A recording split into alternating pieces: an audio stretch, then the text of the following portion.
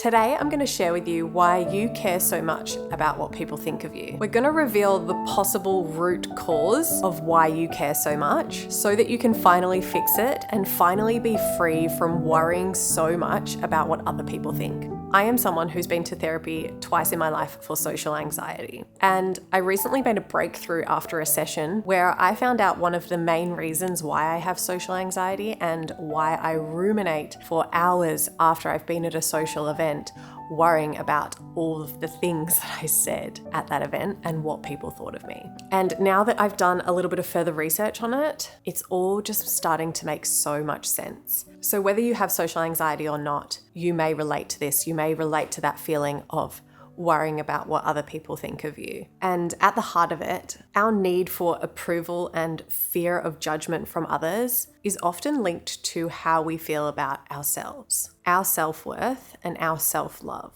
But it's not as simple as if you love yourself, then you won't care about what other people think. However, there are things that you can do to help yourself to care less about what other people think so that you can get your life back. And we're going to talk about those things today. But first, let's just talk about the research between self-worth and worrying about what other people think. Self-esteem and social approval. So several studies show that people with low self-esteem are more sensitive to rejection, criticism, or social disapproval. So if you increase your self-esteem, your self-worth, you're going to be less sensitive to all those things. So if you are someone who has low self-esteem, you may find that you care more about what others think of you. A study done in the year 2000 called sociometer theory suggests that our own levels of self-esteem act like an internal social gauge. This internal social gauge tracks how accepted or valued we feel by others. If we perceive threats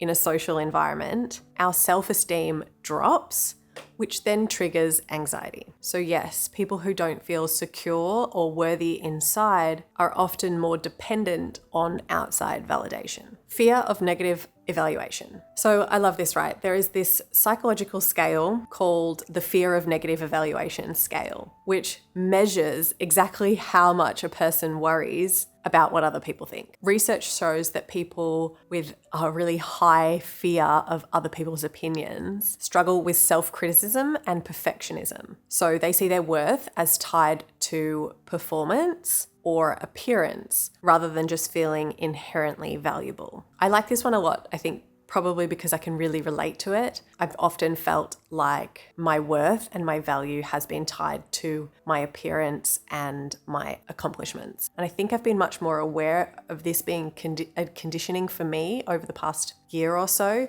And I'm starting to put more worth in other aspects of myself that aren't tied to my performance or my appearance. So sometimes I like to practice gratitude at the end of the day where I say, all right, what am I grateful for today? And instead of saying like outside things, I'll say something internal. What am I grateful inside of me? I was a really patient mum today, or I was a really loving partner today, and I'm grateful for that. And that's like a little act of self-love, but it's also showing me that I'm worthy as the person that I am and not how I look or how I performed that day. I was listening to someone speak the other day, Kathleen Cameron, and she's a plus size woman, and she spoke about how she always believed that the way that she looked meant that she couldn't be successful. Because she was a plus size woman, she believed that she couldn't be successful and that she wasn't worthy of success. So that is just another example of how we believe the way that we appear is connected to our worth. And it's not. So if you feel like your worthiness is connected to your performance or the way that you look, the next step is just to try to understand where that came from. So where did you pick up that belief? So literally ask yourself, where does this belief come from? Was it somewhere in my childhood? Was it somewhere from culture or society putting this belief in my mind? Was I constantly praised when I was a child for doing something really good and then ignored when I wasn't performing? Or maybe you often heard your parents talk negatively about themselves when they looked at themselves in a mirror, and then that ingrained into your subconscious mind, and maybe that shaped your beliefs about appearance and self-worth. All of our beliefs and how we see the world, they come from somewhere. And once you locate where a belief has come from, it's the first step in being able to change that belief for yourself. This is also confirmed in attachment theory. It points out that if you grew up with inconsistent or critical caregivers, you may end up internalizing the idea that you're not good enough. And this leads you to seek constant reassurance from others in your adult life, and essentially can make you hyper aware of what other people think. Now, what we've spoken about has really gotten to the root cause of things, but there's also another study that is more of like a buffer. So you can use self-compassion as a buffer. Kristen Neff's research on self-compassion suggests that when people treat themselves kindly, especially when they fail or get criticized, they're less rattled by others' opinions. It's not just about loving yourself in a really vague way, really developing an internal sense of support, like your internal self is your friend and supporting you when you get judged and when you get criticized. So my partner Alex doesn't care much about what other people think of him. A little bit, but like not too much. And he really is true to himself in every situation, and he oozes confidence.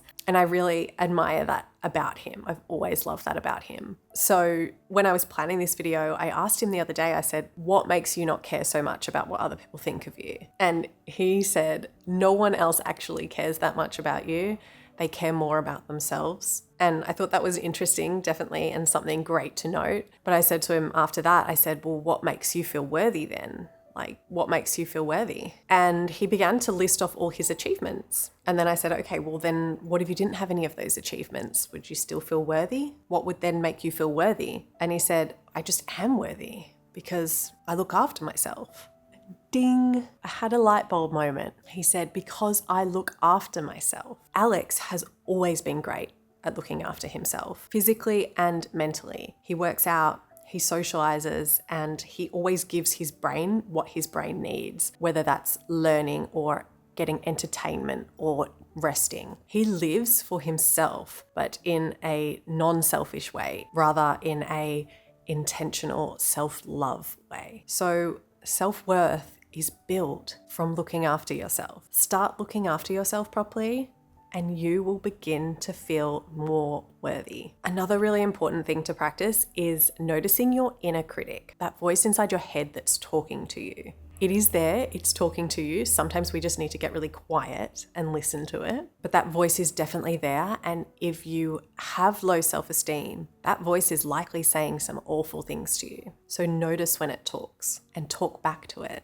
with kind, compassionate thoughts. The more you repeat talking back to yourself and talking back to that inner voice, that inner critic, the more self-worth you will build. Your to-do list for the week is up on the screen now for you to screenshot. So yes, self-love, self-acceptance reduces the need of approval from others and can help us care less about what other people think. But as humans, we're social creatures. Even really confident people like my partner, Alex, still care somewhat about what other people think. The difference is that when you value yourself, other people's opinions don't define you. And you don't look for the validation from others because you don't need it. You are enough without their validation. So I like to end my videos with something that I'm grateful for.